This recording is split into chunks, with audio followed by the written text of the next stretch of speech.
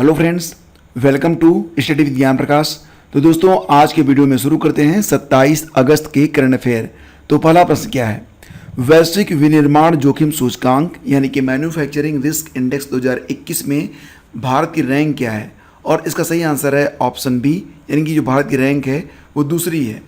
अब दोस्तों, ये जो मैन्युफैक्चरिंग रिस्क इंडेक्स है इसको जारी कौन करता है? तो इसे कुशमैन एंड वेकफील्ड नामक एक संस्था है जो इसे जारी करती है, और इसका हेड ऑफिस आपको मिलेगा शिकागो, इलिनॉयस, यूएसए में।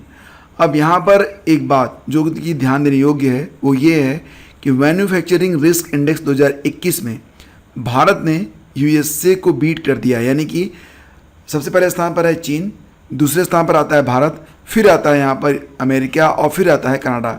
तो ये जो बड़े देश हैं उनसे भी आगे निकल गया है भारत। तो पहला स्थान चीन का है, दूसरा स्थान भारत का है, और इस सूचकांक में पूरे यूरोप, अमेरिका और एशिया प्रशांत के 47 देशों को रैंक किया गया है, और इसको जारी करता है कुशमैन और वेकफील्ड नामक जो संस्था है। और ये भी याद रखना कि इसका जो हेड ऑफिस है ये आपको मिलेगा कहाँ पर? शिकागो, इलिनॉयस, यूएसए में। ठीक है, तो टॉप 10 की जो लिस्ट है ये आपके सामने है। पहले स्थान पर चीन, दूसरे स्थान पर भारत, फिर अमेरिका और फिर कनाडा। पाँचवें स्थान पर आता है चेक गणराज्य, छठे स्थान पर इंडोनेशिया, सातवें स्थान पर लिथुआनिया, आठवें स्थान पर थाईलैंड, नौवें स्थान पर मलेशिया और 10वें स्थान पर पोलैंड। चलते हैं आगे, अगला प्रश्न देखते हैं। प्रश्न होगा कि अगस्त 2021 में 100 अरब डॉलर के मार्केट कैप को इसको एमसीबी कहते हैं।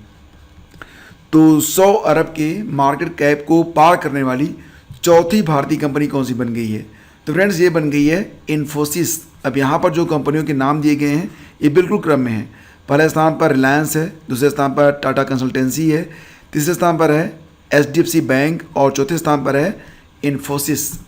तो फ्रेंड्स, इन्फोसिस की जो हेड ऑफिस है ये बेंगलुरु में है। वर्तमान में सीईओ हैं सलिल पारेख, और इसकी स्थापना कब हुई थी? 7 जुलाई 1981 को।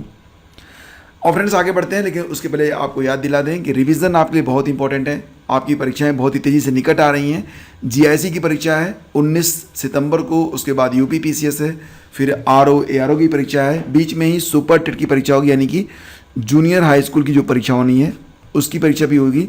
तो इन सभी परीक्षाओं में पिछले जनवरी से लेकर अब तक कि जितने भी करंट अफेयर हैं वो आपके लिए बड़े इंपॉर्टेंट हैं। तो रिवीजन बड़ा इंपॉर्टेंट है। तो रिवीजन के लिए आप इस पीडीएफ को परचेज कर सकते हैं। लिंक वीडियो के डिस्क्रिप्शन में है, उस पर क्लिक करेंगे तो ये पीडीएफ आप परचेज कर पाएंगे। टोक्यो पैरालंपिक में भारत के नए ध्वजवाहक कौन बने हैं? अब फ्रेंड्स, यहाँ पर एक बात और भी कि टोक्यो पैरालंपिक जो कि शुरू हुआ है 24 अगस्त से, और इसका आयोजन कहाँ पर हो रहा है? तो इसका आयोजन भी टोक्यो में ही किया जा रहा है, जापान में।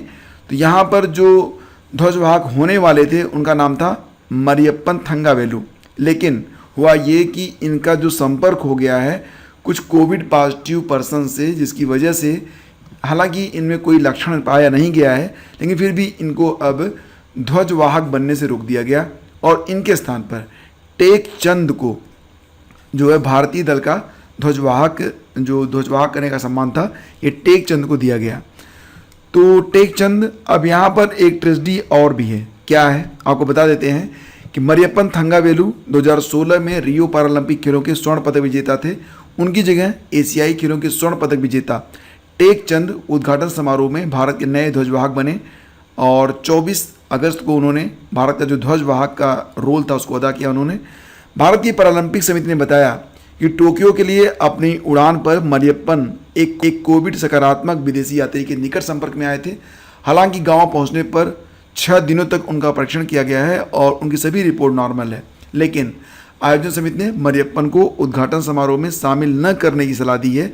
और भारत का जो प्रतिनिधित्व है, अब आप जानते हैं कि इस समय भारत ने जो एथलीट का दल भेजा है उसमें 54 एथलीट हैं। ठीक है, और ये भी याद रखना कि बावल के मोहल्ला जटवाड़ा निवासी ज्वेलिन थ्रोअर निवासी जो टेक चंद हैं, उन्होंने टोक्यो में मंगलवार को पैरालंपिक के उद्घाटन समारोह में भारत का परचम लहराया। टेकचंद की कैटेगरी F44 थी, लेकिन पैरालंपिक कमेटी ने जांच के बाद उनकी कैटेगरी को F55 कर दिया। F54 कैटेगरी में उनको भाला फेंक में हिस्सा लेना था, लेकिन F55 कैटेगरी में अब वो गोला फेंक में हिस्सा लेंगे। यानी कि यहाँ पर जो टेक चंद हैं उनके साथ एक मतलब अजीब सी बात हो गई है कि इन्होंने पिछले 2 महीने से जेवलिन थ्रो की जो है प्रैक्टिस की थी, लेकिन अब उनको वहाँ पर गोला जो है फेंकना पड़ेगा। हालांकि वो गोला फेंक में भी कई पुरस्कार हासिल कर चुके हैं, फिलहाल इसकी प्रैक्टिस नहीं है और अब समय बहुत कम बचा हुआ है। जर्मनी में भारत का नया राजदूत किसे नियुक्त किया गया है, ये प्रश्न है और इसका सही आंसर है हरीश परथानेनी, यानी कि विकल्प ए इसका यहाँ पर बिल्कुल करेक्ट है। तो वरिष्ठ राजनयिक हरीश परथानेनी को जर्मनी में भारत का नया राजदूत नियुक्त किया गया है। परथानेनी भारतीय विदेश सेवा के 1990 बैच के अधिकारी हैं और फिलहाल विदेश मंत्रालय के दिल्ली मुख्यालय में अतिरिक्त सचिव के रूप में सेवा दे रहे हैं। जैसा कि आपको पता है जर्मनी की राजधानी मिलेगी आपको बर्लिन और वहाँ पर जो मुद्रा चलती है उसका नाम क्या है, यूरो। अफगानिस्तान आपदा में भारतीय लोगों को भारत द्वारा एयरलिफ्ट कराने वाले ऑपरेशन को क्या नाम दिया गया है। अब ये प्रश्न बड़ा ही इंपॉर्टेंट है और इसका आंसर होगा ऑप्शन ए, ऑपरेशन देवी शक्ति। ठीक है, तो फ्रेंड्स अफगानिस्तान से भारतीय नागरिकों और अफगान सहयोगियों को सुरक्षित लाने के भारत के जटिल मिशन का नाम ऑपरेशन देवी शक्ति रखा गया है। इस अभियान के नाम के बारे में तब पता चला जब विदेश मंत्री एस जयशंकर ने मंगलवार को एक ट्वीट किया। मीडिया रिपोर्ट्स में बताया जा रहा है कि इस ऑपरेशन का नाम देवी शक्ति खुद प्रधानमंत्री नरेंद्र मोदी ने रखा है। तो फ्रेंड्स ये नाम क्यों रखा गया, इस रेस्क्यू ऑपरेशन का नाम ऑपरेशन देवी शक्ति क्यों रखा गया? तो रिपोर्ट के अनुसार अफगानिस्तान से लोगों के निकालने के अभियान का नाम देवी शक्ति क्यों रखा गया है, यह भी दिलचस्प है। मीडिया रिपोर्ट्स के अनुसार जिस तरह माँ दुर्गा ने बेगुनाह लोगों की राक्षसों से रक्षा की थी, उसी प्रकार तालिबान से बेगुनाह नागरिकों को बचाने को प्रयास में भारत जो सरकार प्रयास कर रही है, इसीलिए इस ऑपरेशन का नाम देवी शक्ति रखा गया है। आपको बता दें कि पीएम मोदी खुद माँ दुर्गा के बड़े उपासक हैं और नवरात्र के दौरान वह हर साल व्रत भी रखते हैं। और आगे बढ़ते हैं, चलते हैं अगले प्रश्न पर।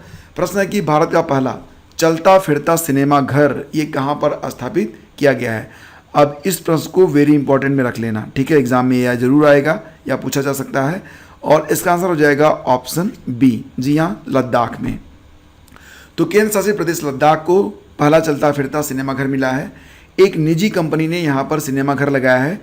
पिक्चर टाइम डिजिप्लेस कंपनी का नाम क्या है? पिक्चर टाइम डिजिप्लेस के एक प्रवक्ता ने एक बयान में बताया कि भारत के हर हिस्से में वैश्विक स्तर पर सिनेमा देखने का अनुभव लोगों तक पहुंचाने की कोशिश के तौर पर कंपनी ने लेह में चलता फिरता सिनेमा घर लगाया है। कंपनी का दावा है कि यह दुनिया में सबसे अधिक ऊंचाई पर स्थित सिनेमा घर है, जो कि 11,562 फुट की ऊंचाई पर है और ये भी कि लेह के NSD मैदान में इसे लगाया गया है। सहकारिता मंत्रालय के संयुक्त सचिव यानी कि ज्वाइंट सेक्रेटरी के तौर पर किसे नियुक्त किया गया है और इसका आंसर हो जाएगा अभय कुमार सिंह। तो विकल्प 20 का बिल्कुल करेक्ट है, अभय कुमार सिंह। तो केंद्र सरकार ने फ्रेंड्स अभय कुमार सिंह को देश में सहकारिता आंदोलन को मजबूत करने के लिए भारत में गठित सहकारिता मंत्रालय का संयुक्त सचिव यानी कि ज्वाइंट सेक्रेटरी नियुक्त किया है। अच्छा, जो सहकारिता मंत्रालय गठित किया गया है उसके मंत्री कौन है? जी हाँ, अमित शाह जी हैं, ठीक है। और यह जानकारी सोमवार को कार्मिक मंत्रालय के द्वारा दी गई है। सिंह भारतीय प्रशासनिक सेवा यानी कि अभय कुमार सिंह IAS के 2004 बैच के बिहार कैडर के अधिकारी हैं और उन्हें नवनिर्मित मंत्रालय में संयुक्त सचिव के पद पर नियुक्त किया गया है। मंत्रालय में उनका कुल 7 साल का संयुक्त कार्यकाल रहेगा। आगे बढ़ते हैं फ्रेंड्स, श्री बसवा अंतर्राष्ट्रीय पुरस्कार से किसे सम्मानित किया गया है? तो ये पुरस्कार जो है ये अंतर्राष्ट्रीय पुरस्कार है, तो बड़ा इंपॉर्टेंट है। और इसे कौन सा प्रदेश देता है? तो इसे कर्नाटक सरकार के द्वारा प्रदान किया जाता है और 2021 में ये जो पुरस्कार है ये दिया गया है किसको? श्री बसवालिगा पट्टादेवरू को। तो ऑप्शन ए इसका बिल्कुल करेक्ट है। बसवासी पुरस्कार कर्नाटक सरकार की ओर से दिया जाता है। सामाजिक सुधार और सामाजिक परिवर्तन के लिए जो लोग अग्रणी काम करते हैं उनको यह पुरस्कार प्रदान किया जाता है। इस बार कर्नाटक सरकार ने इस प्रतिष्ठित पुरस्कार को श्री बसवा अंतर्राष्ट्रीय पुरस्कार के लिए भालकी हिरेमठ के वरिष्ठ दृष्टा श्री बसवालिगा पट्टादेवरू को चुना है। तो नाम याद रखना, ये नाम बड़ा इंपॉर्टेंट हो जाता है फॉर एवरी एग्जाम। आगे बढ़ते हैं, सेफ सिटीज इंडेक्स में कौन सा शहर शीर्ष पर है? ये प्रश्न भी बड़ा इंपॉर्टेंट है, ठीक है। तो एग्जाम में ऐसे ही प्रश्न पूछे जा रहे हैं आजकल। सेफ सिटीज इंडेक्स में कौन सा शहर शीर्ष पर है? तो इसका आंसर हो जाएगा कोपेनहेगन। अच्छा बताओ कि कोपेनहेगन ये किस देश की राजधानी है? तो इसका आंसर हो जाएगा डेनमार्क। डेनमार्क को आप क्या कहते हैं? इसे विश्व की गौशाला भी कहा जाता है, ठीक है। तो इसका सी ऑप्शन बिल्कुल सही है। और इस इंडेक्स को यानी कि सेफ सिटीज इंडेक्स को जारी कौन करता है? तो इसे जो जारी करता है इकोनॉमिस्ट इंटेलिजेंस यूनिट EIU इसे जारी करता है। तो EIU द्वारा जारी सेफ सिटीज इंडेक्स 2021 में डेनमार्क की राजधानी कोपेनहेगन को 60 वैश्विक शहरों में से दुनिया के सबसे सुरक्षित शहर के रूप में नामित किया गया है। नई दिल्ली 56.1 के स्कोर के साथ 48वें स्थान पर है, जबकि मुंबई है 50वें स्थान पर। और दुनिया के जो शीर्ष 10 सबसे सुरक्षित शहर हैं वो इस प्रकार से हैं। पहले स्थान पर कोपेनहेगन, दूसरे स्थान पर टोरंटो, तीसरे स्थान पर सिंगापुर, फिर सिडनी, पाँचवें स्थान पर है टोक्यो, छठे स्थान पर है एम्स्टर्डम, फिर आता है वेलिंगटन, आठवें स्थान पर हांगकांग, नौवें स्थान पर मेलबर्न और 10वें स्थान पर है स्टॉकहोम। ठीक है, तो देखो फ्रेंड्स, ये जो सूचकांक है इसे पहली बार 2015 में जारी किया गया था और 2021 में शहरों को 5 व्यापक स्तंभों में सुरक्षा के 76 संकेतकों के आधार पर रैंक किया गया है, जो डिजिटल, स्वास्थ्य, बुनियादी ढांचा, व्यक्तिगत और पर्यावरण है।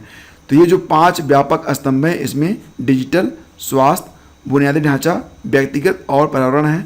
पर्यावरण सुरक्षा वर्ष 2021 के लिए सुरक्षा मानकों की सूची में नया जोड़ा गया है। तो ये भी याद रखना कि पर्यावरण सुरक्षा वर्ष 2021 के लिए सुरक्षा मानकों में जोड़ा गया एक नया मानक है। तो यहाँ पर आपको क्या याद रखना है? आपको याद रखना है कि सेफ सिटीज इंडेक्स को जारी करता है EIU और इसमें पहला स्थान है कोपेनहेगन का, जो कि डेनमार्क की राजधानी है। और अगर भारतीय शहरों के बारे में बात करें तो नई दिल्ली 48वें स्थान पर है, जो कि मुंबई है 50वें स्थान पर। और काजिंद 2021 युद्धाभ्यास ये 30 अगस्त से शुरू हो रहा है। तो प्रश्न ये है कि काजिंद 2021 युद्धाभ्यास को भारत किस देश के साथ पूरा करता है? तो इसका आंसर क्या होगा? तो फ्रेंड्स यहाँ पर आप देखो KAZ मतलब कजाकिस्तान, IND मतलब इंडिया। तो इस प्रकार से अब ये आपको भूलेगा नहीं। तो कजाकिस्तान के साथ इस युद्धाभ्यास को भारत पूरा करता है और ये जो युद्धाभ्यास है ये 30 अगस्त 2021 से शुरू होने वाला है। तो विकल्प A इसका बिल्कुल करेक्ट है। फ्रेंड्स यहाँ पर हम बात करेंगे अन्य विकल्पों के बारे में। तो सबसे पहले बात करते हैं अमेरिका और भारत के बीच में जो 2 मुख्य युद्धाभ्यास होते हैं जो कि एग्जाम में अक्सर पूछे जाते हैं, उनके नाम याद रख लो। एक तो है युद्धाभ्यास, खुद इसका नाम ही है युद्धाभ्यास, और दूसरा कौन सा है? वज्र प्रहार। ठीक है, वज्र प्रहार। और भारत जो है जापान के साथ भी 2 मुख्य एक्सरसाइज जो करता है उसके नाम भी याद रखो। एक का नाम है क्या? धर्म गार्जियन, और दूसरे का नाम क्या है? सिन्यू मैत्री। ठीक है, तो एग्ज़ाम में ये जो युद्धाभ्यास है इनके नाम अक्सर पूछे जाते हैं। और अब बारी है क्विज नंबर 224 की।